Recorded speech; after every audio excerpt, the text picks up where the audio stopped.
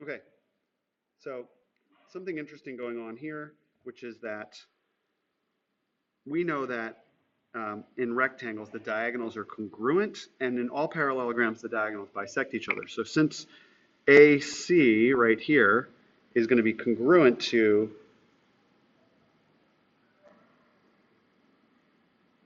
BD, then when they're bisected,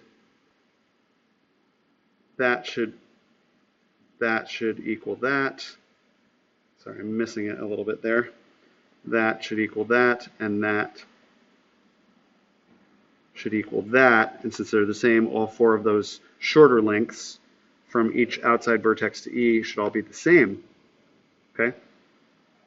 So we need to come up with a value of x that will make AE congruent to BE.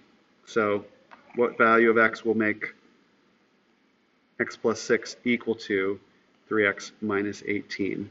You tell me. Solve that.